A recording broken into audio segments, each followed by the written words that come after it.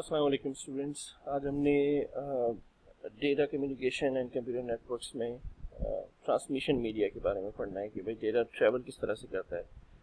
बीच में जो इसका मीडियम है, जो लिंक्स हैं वो कितने किस्म के हैं। केबल्स के बारे में पढ़ना है। इसमें हमने केबल्स कौन कौन सी होती हैं, वायरलेस कम्युनिकेशन कितने किस्म की होती है, यानी कि जो एक पॉइंट से लेके यानी सेंटर से लेके रिसीवर तक जो डेटा जा रहा है उसके बीच में जो लिंक है वो कौन कौन से हैं। तो it's a kind of dry topic, क्योंकि इसमें कुछ एल्गोरिथम्स या कुछ फॉर्मूलेज या कुछ ऐसी कॉन्सेप्चुअल चीज़ें नहीं हैं। ज़्यादातर वो चीज़ें हैं कि जो फिज़िकली आप देख सकते हैं, यानी आपको बता दिया जाता है कि अच्छा भाई ये केबल है, ये ऐसी होती है, ये वैसी होती है। तो आपको प्रैक्टिकली जब आप उस केबल को बनाते हैं, देखते हैं, तो वो और ज़्यादा क्लियर हो जाती है। या वायरलेस कम्युनिकेशन के बारे में आपको बता दिया जाता है। तो बहरहाल देखते हैं हम इसमें ट्रांसमिशन मीडिया मतलब फिज़िकल लेयर, OSI की physical layer. Transmission media are located below the, यानी फिज़िकल लेयर तक की जो तक ट्रांसमिशन मीडियम कहलाता है। Computers use signals to represent data, सबको ये बात पता है, इसमें कोई नई चीज़ नहीं है। और जो सिग्नल्स होते हैं वो are transmitted in form of electromagnetic energy. ठीक है भाई। अच्छा, दो किस्म के मीडियम्स हैं। एक कहलाता है गाइडेड और एक कहलाता है अनगाइडेड। नाम से पता चल रहा है कि गाइडेड का मतलब जिसमें गाइडेंस हो, यानी तार, क्योंकि तार केबल बिछा हुआ नज़र आ रहा होता है, तो जो डेटा पास हो रहा है एक जगह से दूसरी जगह वो उसी केबल में से जा रहा है। तो आपको पता चल रहा है कि जहाँ जहाँ केबल जा रही है डेटा वहीं जा रहा है। जबकि अनगाइडेड है, वायरलेस है, हवा में है, तो उसकी एग्जैक्ट आप नहीं बता सकते कि भाई वो डेटा की जो एग्जैक्ट लाइन बन रही है सोर्स से डेस्टिनेशन तक वो क्या है। तो इसीलिए इसको गाइडेड और अनगाइडेड कहा जाता है। दो किस्म के ही होते हैं। फॉर गाइडेड ये दो चीज़ें इंपॉर्टेंट हैं जो समझने वाली हैं कि वो कहते हैं कि भाई for guided medium is more important, ठीक है। और जो अनगाइडेड है उसके लिए बैंडविड्थ इम्पोर्टेंट है। अब इस बात का क्या मतलब हुआ, जाहिर है कि अगर गाइडेड है तो उसमें मीडियम तार या केबल होती है, और अगर केबल है तो फिर उस केबल की अपनी इम्पोर्टेंस है, क्योंकि केबल की क्वालिटी क्या है, केबल इंटरफेरेंस तो नहीं हो रही, कोई क्रॉस टॉक तो नहीं हो रही, केबल कॉपर की है, और किस गुड कंडक्टर है या बैड कंडक्टर है। तो केबल की अपनी जो इटसेल्फ मीडियम है उसकी इम्पोर्टेंस होती है फॉर गाइडेड मीडियम, ठीक है। यानी अगर आपकी कंप्यूटर की जो केबल्स लगी हुई होती हैं वो कॉपर की होती हैं, अब उनकी जो बैंडविड्थ होती है आमतौर पे वो 100 MB या 200 MB होती है, अगर कैट 5 है या कैट 6 है। तो उसमें केबल की इटसेल्फ इम्पोर्टेंस है, कहीं से मुड़ी भी ना हो, कहीं से कंडीशन उसकी ख़राब ना हो। केबल अगर फाइबर है तो उसकी ज़्यादा अच्छी परफॉर्मेंस होगी, कॉपर की ज़रा कम परफॉर्मेंस होगी उसकी। तो जितनी अच्छी केबल होगी, जितनी अच्छी क्वालिटी की होगी, उतनी ही अच्छी कम्युनिकेशन भी होगी। अगर कॉपर की केबल है, जैसे कंप्यूटर की जो केबल्स होती हैं आपने देखी होंगी कंप्यूटर्स की, ग्रे कलर की या ब्लू कलर की, तो उनकी लिमिटेशंस होती हैं, वो 100 मीटर से ज़्यादा उनके सिग्नल्स वीक होने लगते हैं। तो मीडियम की इम्पोर्टेंस है, ठीक है। यानी अगर आपने एक कंप्यूटर से दूसरे कंप्यूटर का डिस्टेंस या कंप्यूटर से स्विच का डिस्टेंस 100 मीटर के करीब हो गया है, तो फिर केबल की परफॉर्मेंस पे फ़र्क आ जाएगा, तो आपको उसके अंदर ही रखना पड़ता है। जबकि वायरलेस में बैंडविड्थ इम्पॉर्टेंट है, क्योंकि वायरलेस का मतलब हवा, और हवा तो एक जैसी है हर जगह, उसमें तो कोई मतलब क्वालिटी का अच्छा या बुरा होना तो है नहीं। हाँ, अलबत्ता बैंडविड्थ अच्छी होनी चाहिए। हम ये देखेंगे कि बैंडविड्थ किसको कहते हैं। आपको बहरहाल आपने थोड़ा बहुत तो आइडिया होगा, ज़ाहिर है कि आप अपने घर में इंटरनेट होता है और आप इंटरनेट लगवाते हैं, तो आप कहते हैं भाई मेरी बैंडविड्थ 2 MB है, इंटरनेट 5 MB है, 10 MB है। तो बैंडविड्थ आखिर होती क्या चीज़ है। तो वायरलेस कम्युनिकेशन में जो मीडियम है वो इतना इम्पोर्टेंट नहीं है, क्योंकि वो तो हर जगह एक जैसा रहता है, क्योंकि वो तो वायरलेस है, हवा है। लेकिन वायर्ड जो गाइडेड है उसमें मीडियम की भी अपनी इम्पोर्टेंस होती है, और मीडियम की ही इम्पोर्टेंस ज़्यादा है। इसीलिए जो वायर्ड मीडियम है उसमें डिस्टेंस को भी देखा जाता है, बहुत ज़्यादा डिस्टेंस ना हो। हर थोड़े थोड़े फासले पे फिर आपको डिवाइसेस लगानी पड़ती हैं ताकि सिग्नल्स वीक ना हो। जबकि जो वायरलेस है उसमें फिर आप देखते हैं कि डेटा रेट कितना है या उसकी बैंडविड्थ कितनी है, तो ये की कंसर्न्स हैं इसमें। तो अच्छा, बेसिक कॉन्सेप्ट्स हैं थोड़े से, मतलब ये सब टर्मिनोलॉजीज आपने पहले भी देखी हैं। स्पेक्ट्रम क्या होता है कि range of frequencies contain in a signal. जैसे कि आपने रेनबो देखी होगी, रेनबो के अंदर 7 कलर्स होते हैं, यानी 7 डिफरेंट फ्रीक्वेंसीज होती हैं। तो जो टोटल 7 फ्रीक्वेंसीज मिला के वो पूरा एक स्पेक्ट्रम बनता है, यानी डिफरेंट फ्रीक्वेंसीज का कॉम्बिनेशन है ये, ठीक है। उसमें जो टोटल स्पेक्ट्रम की विड्थ होती है, चौड़ाई, उसको एब्सोल्यूट बैंडविड्थ कहते हैं। यानी वो बैंड है एक, स्पेक्ट्रम इज अ बैंड, उसकी जो विड्थ है, चौड़ाई, तो वो विड्थ ऑफ द स्पेक्ट्रम कहलाएगी। उन फ्रीक्वेंसीज में डिफरेंट कलर्स की डिफरेंट फ्रीक्वेंसीज हैं, तो जिसकी सबसे ज़्यादा एनर्जी है, जिसकी सबसे ज़्यादा फ्रीक्वेंसी है, वो आमतौर पे इफेक्टिव बैंडविड्थ कहलाती है, या आमतौर पे उसको नॉर्मल बैंडविड्थ भी कहा जाता है, ठीक है। लेकिन हम इसको मज़ीद थोड़ा सा देखते हैं कि बैंडविड्थ और data rate in terms of, ये एक थोड़ा सा टेबल दिया हुआ है, मुख्तलिफ फ्रीक्वेंसीज की मुख्तलिफ बैंडविड्थ गिवन है। लेकिन जब भी इस किस्म का कोई चार्ट या टेबल आए तो इसको रट्टा नहीं लगाना होता आपने, इसको कोई याद नहीं करता, मतलब ये रेफरेंस के लिए होता है, ठीक है। मैं कहता इस पे नहीं जाऊंगा कि आप इसकी एक एक बैंडविड्थ को अपने दिमागों में रट्टा लगा के याद करें। ये सिर्फ रेफरेंस के लिए होता है कि जब अगर कभी आपको प्रैक्टिकल लाइफ में ज़रूरत पड़ी कि भाई आपके जहन में नहीं आता, तो आप फ़ौरन टेबल पर जाके रेफर करें, देखें उसमें क्या लिखा हुआ है, ठीक है। तो अच्छा, ये तो बिल्कुल बेसिक कॉन्सेप्ट्स हैं ट्रांसमिशन मीडिया में। यहाँ बार बार जिक्र आ रहा है बैंडविड्थ का और डेटा रेट का, बहुत ही इंपॉर्टेंट कॉन्सेप्ट है। वो कहता है कि डिज़ाइन, कोई भी नेटवर्क है उसको डिज़ाइन करने में ये चीज़ें इंपॉर्टेंट होती हैं। आप अच्छी तरह जानते हैं कि आप अपने घर में भी अगर इंटरनेट लगवाते हो, आपकी सबसे इम्पोर्टेंट चीज़ जो आप सबसे पहले केबल वाले से, अपने सर्विस प्रोवाइडर से पूछते हो कि भाई मेरा इंटरनेट कितने बैंडविड्थ का होगा, उसके कितने पैसे होंगे। तो बैंडविड्थ बहुत ही इंपॉर्टेंट है। बैंडविड्थ जितनी ज़्यादा होती है आपका इंटरनेट उतना अच्छा चलता है, आपको ज़्यादा बैंडविड्थ चाहिए होती है। तो ये टर्मिनोलॉजी, डेटा में बैंडविड्थ की टर्मिनोलॉजी क्या होती है और इसका मतलब क्या होता है। अक्सर ये बड़ा मिसकंसेप्शन है कि अक्सर कहते हैं कि भाई मेरा इंटरनेट जो है उसकी बैंडविड्थ मैंने बढ़ा दी तो मेरी इंटरनेट की स्पीड बढ़ गई। तो ध्यान में रखें कि स्पीड नेटवर्क की कोई नहीं बढ़ती, यानी स्पीड रेलिवेंट टर्म नहीं है। बैंडविड्थ बढ़ाने से आपके नेटवर्क की परफॉर्मेंस बढ़ती है या अच्छी हो जाती है, लेकिन इन जनरल हर शख्स जो है वो इसी तरह बोलता है, और एक कॉमन वर्ड एक ये बन चुका है। और ठीक है, किसी हद तक अगर आप उसको एज अ स्पीड को एज अ परफॉर्मेंस ले रहे हैं तब तो ठीक है, लेकिन बैंडविड्थ बढ़ाने से, और यहाँ पर भी कह रहा है कि higher bandwidth gives higher data rate, तो इसका भी क्या मतलब है, इसको भी थोड़ा समझ लेते हैं। फॉर एग्जाम्पल पहले ये देखते हैं कि व्हाट इज बैंडविड्थ, यानी डेटा में जब डेटा ट्रैवल कर रहा है, हम कहते हैं भाई हमारी बैंडविड्थ है 100 मेगाबिट्स पर सेकंड, यानी 100 MB, ये 10 MB, ये 2 MB का इंटरनेट है मेरा। तो 2 MB का इंटरनेट का मतलब क्या है। फॉर एग्जांपल बैंडविड्थ को हम इस तरह से देख सकते हैं कि फॉर एग्जांपल मेरे पास एक रोड है जिसमें 3 लेन्स की रोड है ये, ठीक है, यानी 3 लेन्स हैं इसमें, उसकी एक रोड है ये, ठीक है। अच्छा, तो इस कॉन्सेप्ट को समझेंगे क्या। 3 लेन्स का मतलब है कि ये टोटल मेरे जो रोड है उसकी चौड़ाई है, विड्थ इसकी जो है वो 3 लेन्स है। इसका मतलब ये होता है कि एक वन पॉइंट ऑफ टाइम, यानी कोई भी अगर मैं एक पॉइंट ऑफ टाइम रखूं तो मैक्सिमम इस रोड में से 3 गाड़ियां गुजर सकती हैं। लेट्स सपोज ये मैंने गाड़ियां बना दी, 3 गाड़ियां गुजर सकती हैं, ठीक है, इससे ज़्यादा नहीं गुजर सकती।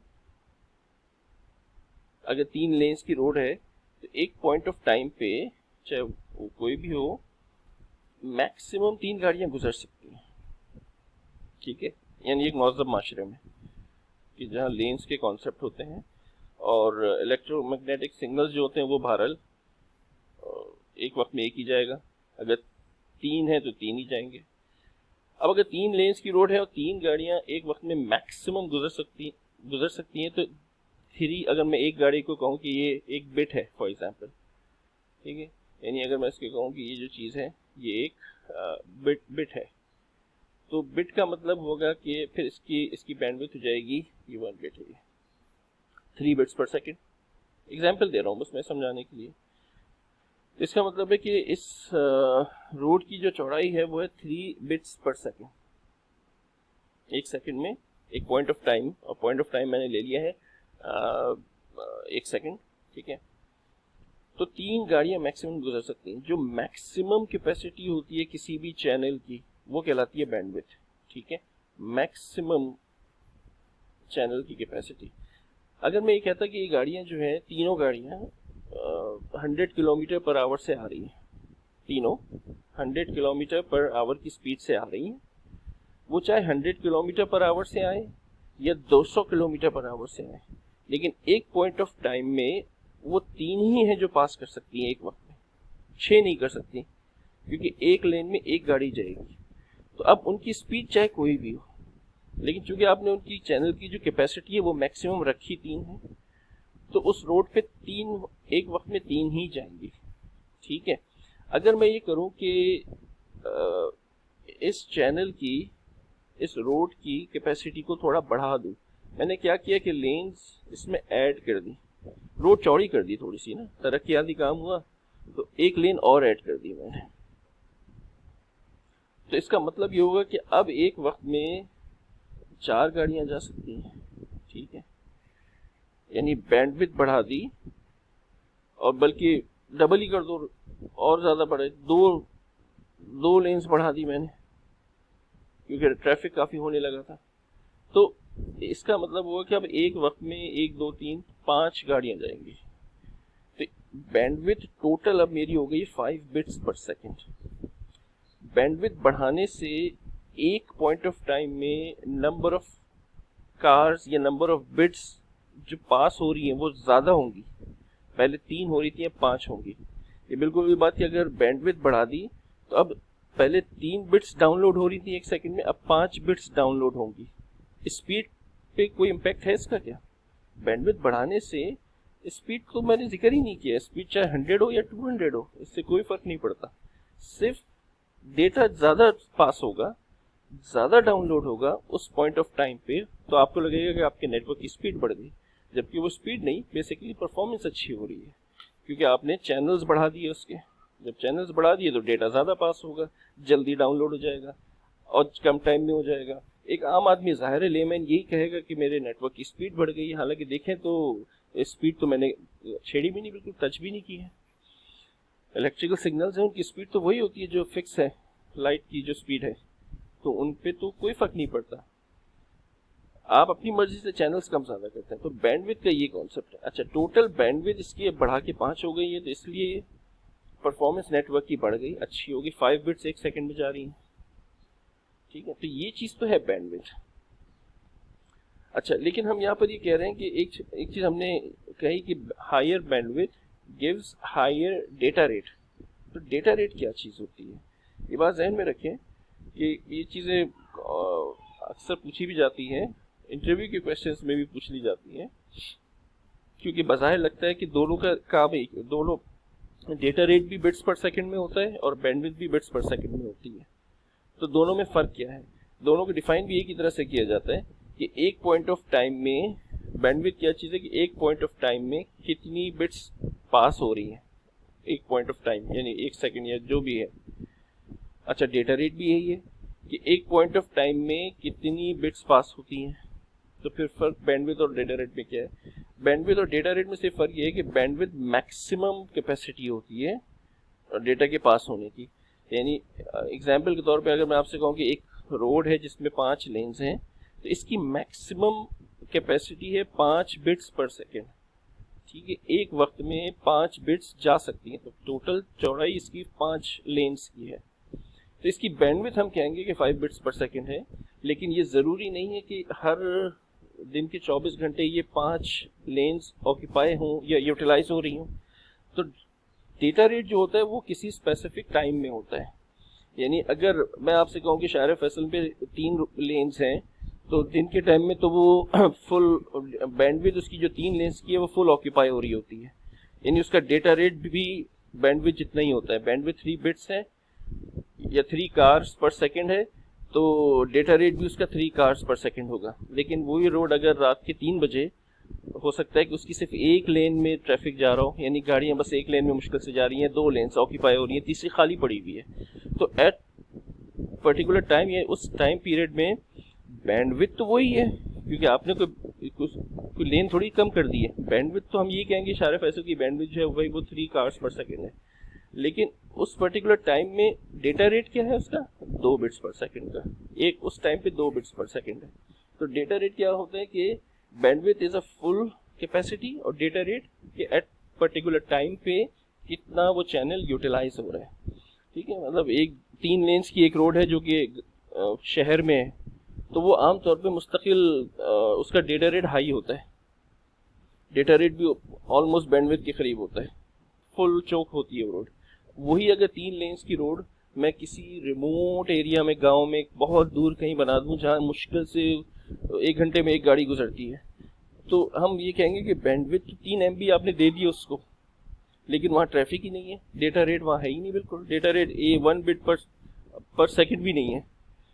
तो फ़र्क आप दोनों में जहन में रखें कि डेटा रेट में और बैंडविड्थ में फ़र्क क्या होता है। ठीक है, bandwidth is a total capacity, और जबकि डेटा रेट क्या होता है कि एट पर्टिकुलर टाइम इंटरवल में कितनी वो बैंडविड्थ यूटिलाइज हो रही है। ऑब्वियसली अगर आप बैंडविड्थ बढ़ा देंगे, वो कहते हैं कि higher bandwidth gives higher data rate, higher bandwidth gives higher data rate. तो ये बात तो फैक्ट है कि जाहिर है कि जितनी बैंडविड्थ, जितनी लेंस बढ़ा दोगे बहरहाल डेटा रेट बढ़ जाएगा। डेटा रेट है कि कितनी गाड़ियाँ गुजर सकती हैं, तो आपने जितनी बैंडविड्थ बढ़ा दोगे तो डेटा रेट तो ऑब्वियसली बढ़ जाएगा, चाहे वो एक पर्टिकुलर टाइम पे क्यों ना हो, किसी खास टाइम पे हो, लेकिन डेटा रेट भी बढ़ जाएगा अगर बैंडविड्थ बढ़ा देंगे। ठीक है, तो ये बात ध्यान में रखें कि bandwidth is directly proportional to या data rate is directly proportional to bandwidth. Basically देखा जाए तो data rate is directly proportional to bandwidth. Bandwidth बढ़ाने से डेटा रेट बढ़ रहा है। ठीक है, डेटा रेट बढ़ाने से बैंडविड्थ नहीं बढ़ती है, बात ध्यान में रखें। डेटा रेट डिपेंड नहीं कर रहा बैंडविड्थ पे, बैंडविड्थ डिपेंड कर रही है डेटा रेट पे। ठीक है, बल्कि मैंने शायद उल्टा कह दिया, ये डेटा रेट डिपेंड करता है बैंडविड्थ पे, लेकिन बैंडविड्थ डिपेंड नहीं करती डेटा रेट पे। तो एनीवेज मतलब ऐसा नहीं होता कि ये तो ज़रूर होगा कि आपने 3 लेन्स की रोड थी तो आपने उसकी 5 लेन्स कर दी, तो कैपेसिटी बढ़ गई, तो डेटा रेट भी बढ़ गया, क्योंकि ज़्यादा ट्रैफिक अब पास हो रहा है, क्योंकि आपने बैंडविड्थ बढ़ाई है। लेकिन ऐसा नहीं होता कि आपकी 3 लेन्स की रोड है और आपने कहा मेरा ट्रैफिक बढ़ गया है, डेटा रेट बढ़ गया है, मेरा 4 गाड़ियाँ पर सेकंड गुजारनी है मुझे हर हाल में, तो 4 गाड़ियाँ आ गई तो आपकी लेन्स जो है वो खुद ब खुद 4 हो जाए। बैंडविड्थ खुद ब खुद नहीं बढ़ती, बैंडविड्थ बढ़ाओगे तो डेटा रेट बढ़ेगा, ज़्यादा कैपेसिटी होगी। इसी तरह अगर आपकी कंप्यूटर में 4 MB का नेट है तो आप अपना ट्रैफिक बढ़ाएंगे, आपका ट्रैफिक बढ़ेगा तो इससे कोई बैंडविड्थ नहीं बढ़ जाएगी आपकी, बैंडविड्थ बढ़ाओगे तो ट्रैफिक बढ़ेगा। ठीक है, ये थोड़ी है कि आपने 10 GB की फाइल डाउनलोड करनी है और आपका 4 MB का नेट हो तो आपने कहा कि यार ये ऑटोमेटिक होना चाहिए, अगर मैं 10 GB की डाउनलोड कर रहा हूँ तो ये खुद ब खुद नेट मेरा बढ़ के 50 MB का हो जाना चाहिए। भाई 50 MB के पैसे दोगे तो 50 MB का होगा, और जब वो होगा तो फिर डेटा रेट बढ़ेगा, तब जल्दी चीज़ डाउनलोड होगी। तो ये इन कॉन्सेप्ट्स को ज़रा क्लियर रखें अपने कि बैंडविड्थ किसको कहते हैं, बैंडविड्थ और स्पीड में क्या रिलेशन है आपस में।